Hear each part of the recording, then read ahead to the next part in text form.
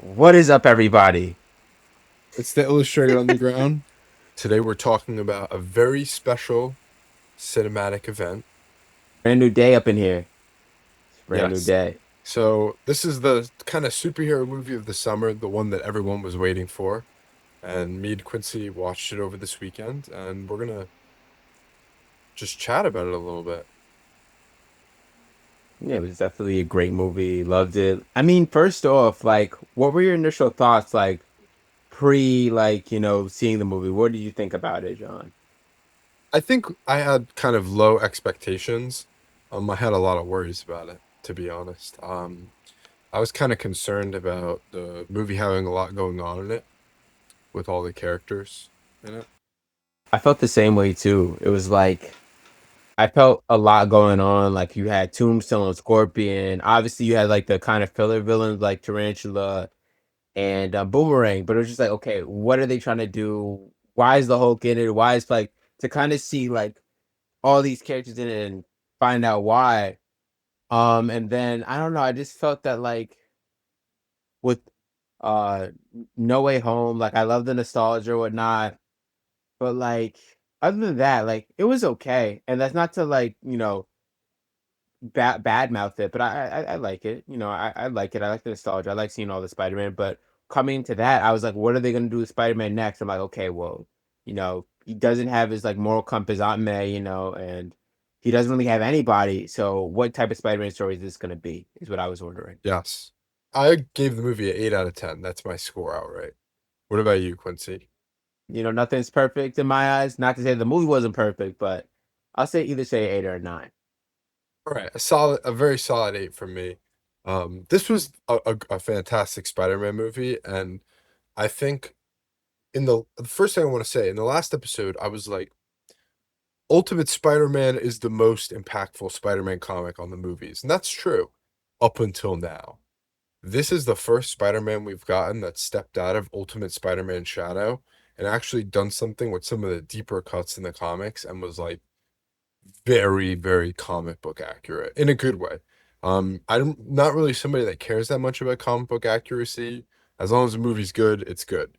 There are plenty of examples of like the Nolan movies that are not comic book accurate, but those movies are awesome. Well, two of them are awesome. Um, um, but the way that this movie like grabs from the comics, you could pause your head at multiple points and see panels from the comic or covers in the comic, and that's up until the very end, which is awesome.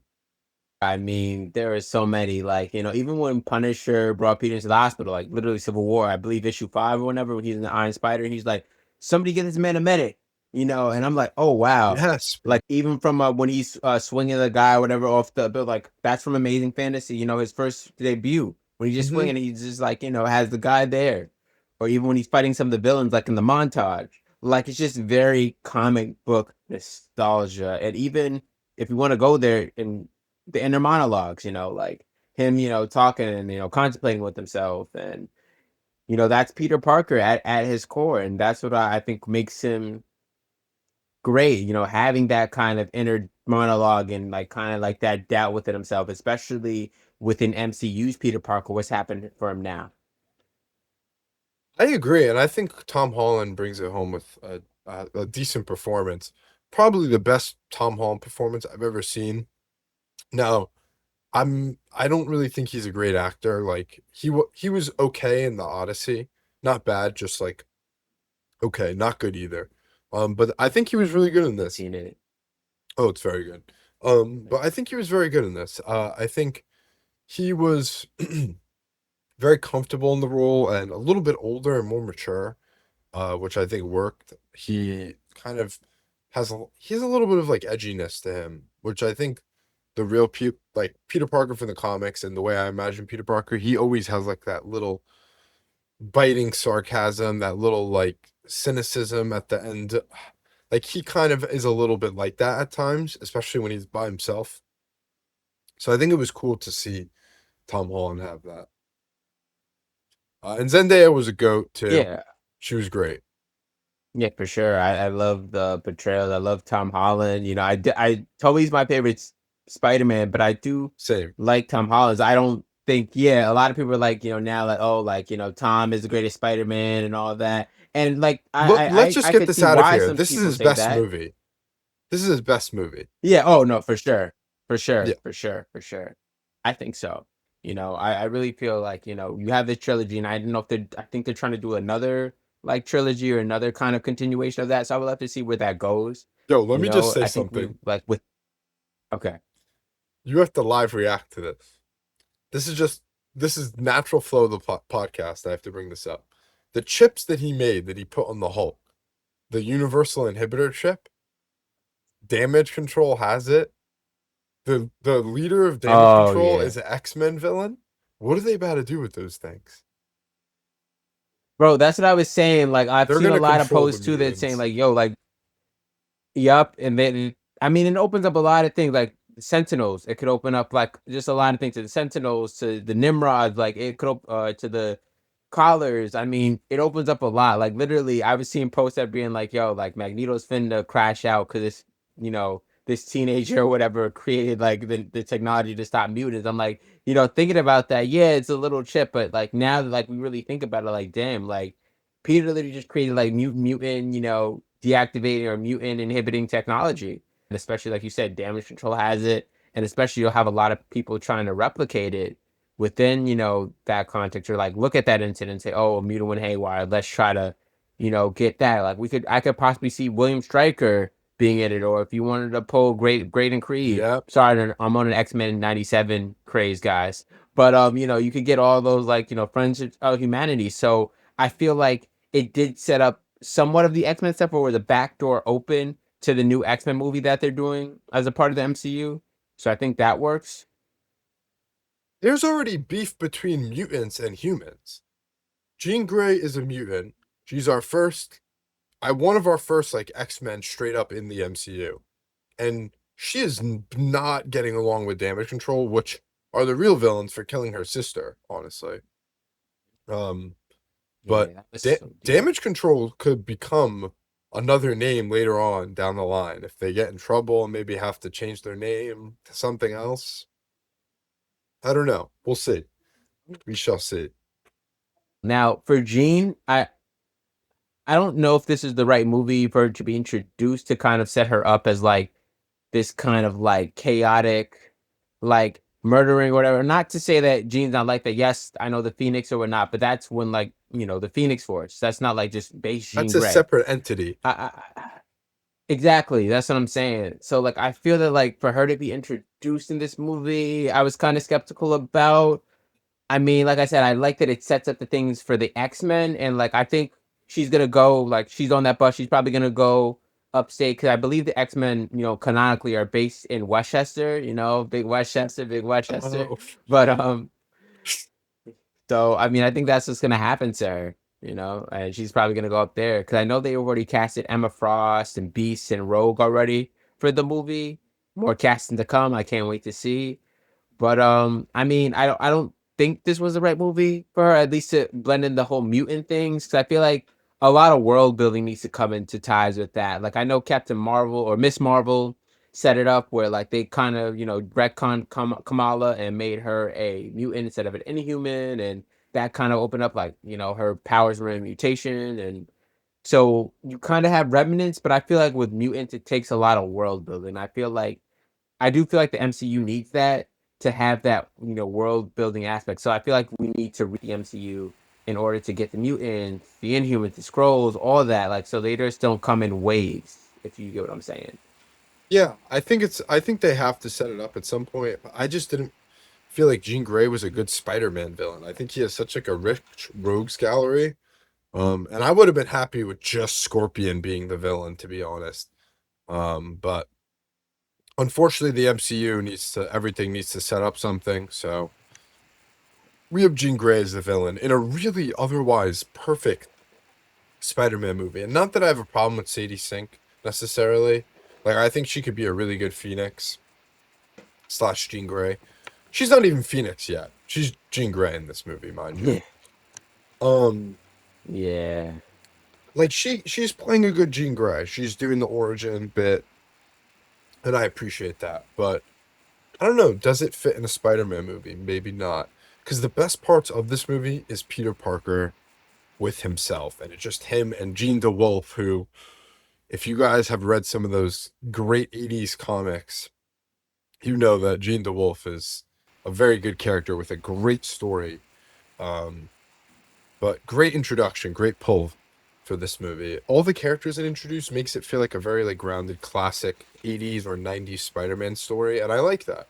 I appreciate that they're going for that kind of inspiration. Even like Peter's hair and the way that it's like a little more like I feel like floofed up in this, and the way that he dresses, and he's older. I appreciate that they aged him up between the movies as well. Yeah, it does set up that like kind of the '90s Spider-Man show, which I it's one of my favorite series. And I love that it set that up, and you kind of see Peter adulting in a sense. I really like seeing that. On the topic of the characters, though, want to touch upon John Berthel's Punisher. I really liked him. I really liked him in the movie, and I know a lot of people were saying that, um, like, well, I don't think he would have stayed the whole time with Peter in the hospital. And I think, I think that's wrong. I disagree. I think he would have.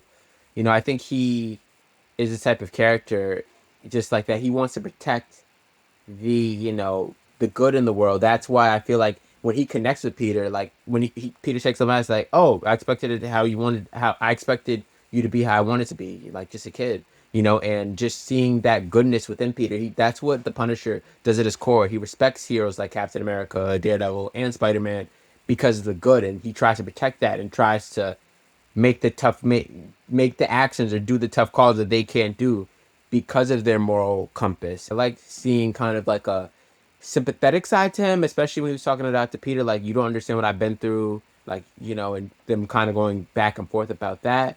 But also too how he kind of felt bad that he shot him because, like I said, he knows that Peter is like that goodness in the world, a goodness that he's never seen before in a long time, and he's surprised that this goodness is like still alive in the world. And he's like, nah, like and then like the scene that brought me to almost tears was when people like, he was up there, Spider-Man, and everybody was like, Spider-Man, like, yo, and I think kind of tying back to Punisher, like that's the good that we need. Like, okay, like nah, like I need that. We need Spider-Man. We need this optimism. We need this bravery. We need this courage out in the world.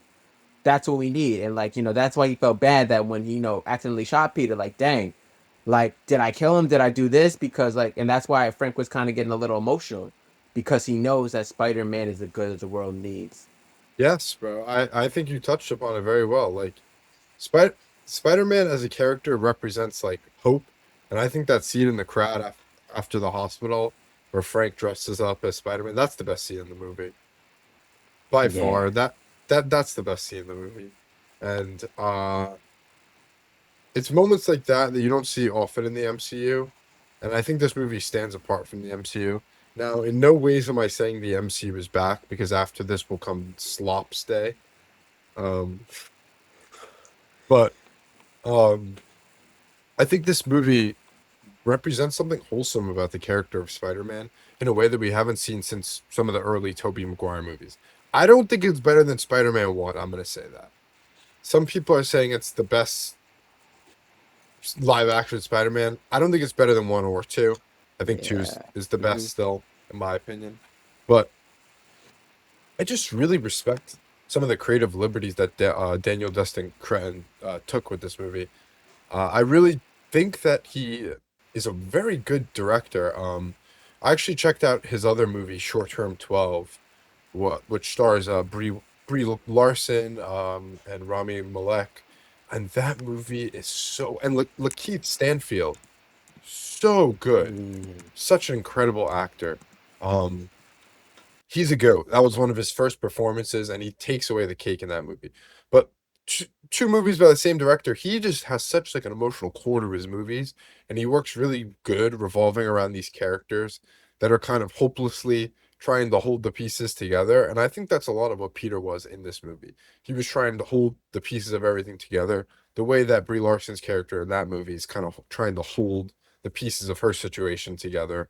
And in a way, they're both kind of I don't want to say heroes because her character is a little more complicated than that, but they represent these like they're trying to help. They're trying to save the day. Like they're trying to keep things orderly. And I and there's like a struggle in that this director portrays like very well in both movies, and there's a hope in that, and like that kind of optimism that Peter has throughout this movie. Like he has some nasty shit happening to him, like when his web shooters grow in, that was gross, bro.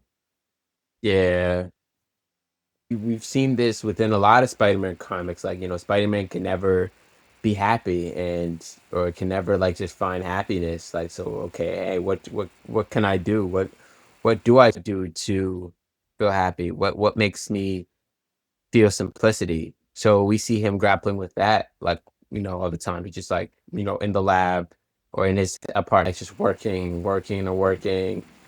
And as he was saying in the movie, like, how Aunt May was trying to say, "Hey, open your circle up," like, and he's kind of just used to, kind of keeping it closed, tight knit. And I understand that's the superhero code, like, no attachments or whatnot. But like, I feel like characters like Spider-Man thrive off community. That's why Friendly Mhm. Neighborhood Spider-Man, right? Like, he thrives off community. He thrives off connection. That's why, like, some of the best comics are him teaming up with other heroes, whether it's in New York, whether it's multiversal heroes. Like, just seeing him team up, with heroes. That's like those are really some of his best stories. Not to say that he doesn't have any good solo stories, but my point is, like I was saying, he's very a communal based hero. So I agree, but I think in a way Spider-Man is best when he's like at street level. Like I think his character works oh, best yeah. when he's interacting with like every like people, like the readers, like normal everyday people, and I kind of like that his villains are all almost like, and this is something that this movie misses that the comics I love. His villains are almost always like working class. Like they're very like down to earth, like they're they have a lot of them have really tragic backstories, and they come from like working positions. Like they are not like where Batman villains represent like insanity. I think a lot of Spider-Man villains can really represent like pushing pushing themselves to the edge. Like they all work obsessively hard towards a goal, and that goal is their superpower. And I think even like going back to Vulture, as much as I don't like Homecoming, we got to shout out the goat Michael Keaton because that is one of the best. Oh yeah. Oh my god. You already know. I like my Go Kid. You already know. My favorite Batman. You already know. That's my dude right there. But It was he's a good great as Vulture. I Vulture. liked him. Oh no, for sure. I like him as Vulture. I do. Like I said, you got the hero approach, you got the villain approach. I think I would like to see him come back. I'm not gonna lie. I would like to see him come back.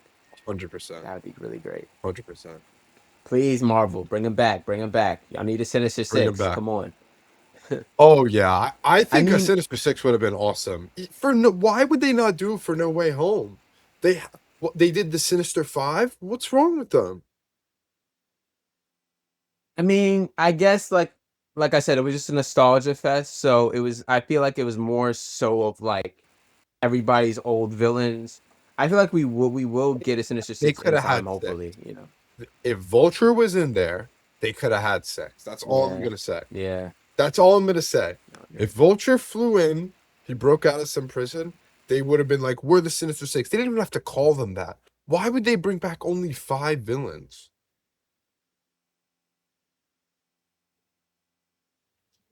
I liked. I think Defoe's Goblin stole the show. So Uh, good. Alfred Molina as well. Like, yeah, we had like I felt like we could have had like they could have just brought anybody. Like, yeah, we had Lizard, we had this one. Like, I think yeah, because it makes sense to bring in Vulture too, because you have some of Andrew's villains, Toby's, and you gotta have a Yeah, villain for and Tom. Tom's. I feel like the Vulture would be really great. Yeah, I agree. I really do. And back to Brand New Day, like I was just really impressed with some of the color in this movie. The soundtrack was really good. The humor was quite funny. Like I actually was laughing at some of the Punisher and Spider-Man moments, and they didn't turn Punisher into like a joke either. You can get turning characters to a joke though, my man Hulk. I'm sorry. I don't think he was turned into a joke, but I think he just got like a just a victim of character assassination. Yeah, I just Like think he didn't need for to be in like the movie at all. literally that's what I'm saying. I'm like he literally was just used for one like one whole plot, bro. Just to get Jean into damage control. That was it. And like then dude goes back to jail or back to a mental asylum, and who knows when we're gonna see him next. I'm like, and Hulk is one of my favorite characters because, like I said, he's not just a monster. And I hate that when people just say Hulk is just like a monster raging for control. He's much more than that. He's a The man with creature a of the Black struggle. Lagoon, and just other. Exactly. It's like they're either they're part of nature. It's all nature versus nurture, and like in the sense the Hulk is nature, not to the nature is like a sense of like swamp thing, but like he is just like a product of his environment. As you were saying, a man who struggles with pain, the nature around him, the nature of Bruce Banner's mind, his childhood trauma, his different mental health disorders. Like it's a compilation of that. And I would like a Hulk film that is more of a psychological thriller or more psychological than an action film. It just shows Hulk smashing himself. You could still have that in that film. You could still have that, right? But I would love just a psychological thriller type Hulk film. Like just you see what goes on in the mind of Bruce Banner. The struggle he has, but also to show Hulk as a hero. Because Hulk is that. Like I love when Hulk is portrayed that way. I don't like when he just portrayed it this kind of this like dumbfounded monster. He's not Fine, just like a Frankenstein and that's monster. what exactly. I mean, I feel that like this movie, while it didn't, but it just kind of showed that the Hulk is just like kind of could be kind of exploited easily. Like literally, like how Scarlet Witch mind warped him in Age of Ultron, and he just like at least have it. I'm like, Oh God, don't not, and get me he and started then on that literally shit. I mean, I just didn't like that. And it was just like, okay, now he's in a mental asylum. I'm like, are we gonna see him in Doomsday, Secret Wars? And I'm like, We're not cause gonna we see like, him I'm like, ever come on, like again. it would be We're not sick. gonna see him ever. I Shamik know. Moore took him out, Yeah. bro. Yeah, it's crazy. It's Um, crazy. but Brand New Day was I I think that's one of the big flaws of Brand New Day. Some of the like Jean Grey and Hulk being in it. But other than that, I think it's a great Spider-Man movie. The scene with the party, Punisher and Spider-Man's interaction straight out of the comics. Um, the movie is just a very like earnest Marvel movie that I think they gave the director a lot of free choice, which Marvel you should do more. Give these directors creative power. But yeah, what do you think, Q? Any comics it reminded you of?